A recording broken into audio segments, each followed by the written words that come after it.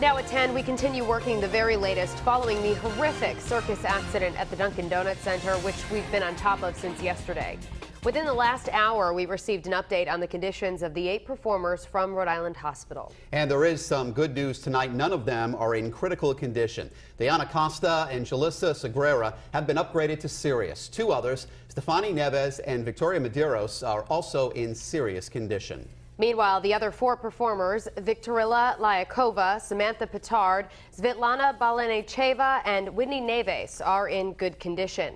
Outside the dunk tonight, we found a show of support for the performers. A man dressed as a clown holding up a sign saying, "Get well soon."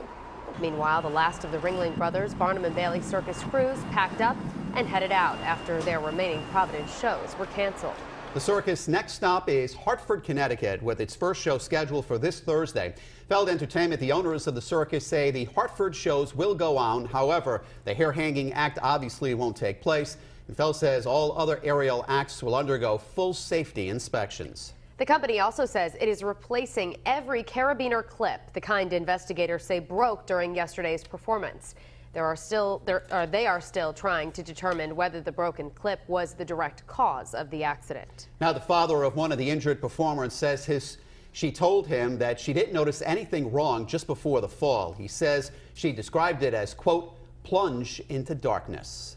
Now, the circus accident is making global headlines. And as we've learned, the acrobats have family and friends all over the world. Tonight, we talked to someone right here in New England who has friends with Samantha Petard, one of the injured performers. Eyewitness News reporter Jared Pliner has the exclusive interview live from the mobile newsroom.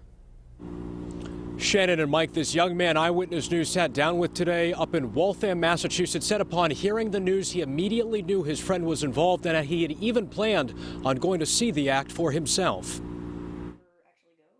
21-year-old Trevor Kafka teaches aerial circus arts in Massachusetts. Trevor says he was shocked when he logged on to Facebook Sunday and viewed the terror under the big top. It was pretty surprising because it's kind of one of those things you never expect to happen to someone you know. Things are risky, but you still never believe that it's going to happen. But here's where it gets interesting. Trevor's friends with Samantha Petard, one of the 8 female performers injured in the ill-fated hair hang. There she is, smiling and in formation. Trevor says he and Samantha, shown here in the black tank top, attended Circus Arts Camp together in 2008, and they've stayed in touch ever since. She's very unique and very driven to do what she wants to do in circus, very passionate about what she does. Trevor says Samantha worked at Six Flags and Disney World and was thrilled to join the circus. He tells Eyewitness News his friend's injuries aren't too serious on the grand scale, and her spirits are high. She seems to be very positive about the fact that her troupe is going to be okay and that everyone's going to heal. And I feel like even though it's such a traumatic event and really something that's out of her control, I feel like her spirits are still high, which is awesome. And Trevor says this whole ordeal just underscores the danger associated with aerial performance and how critical proper safety is.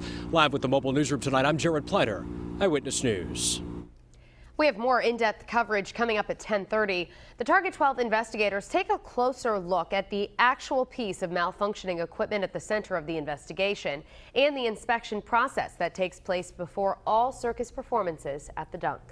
And you can count on Eyewitness News for continuing coverage of this still unfolding story. We're going to have more on Eyewitness News at 11 over on WPRI 12 and tomorrow on Eyewitness News this morning starting at 4:30.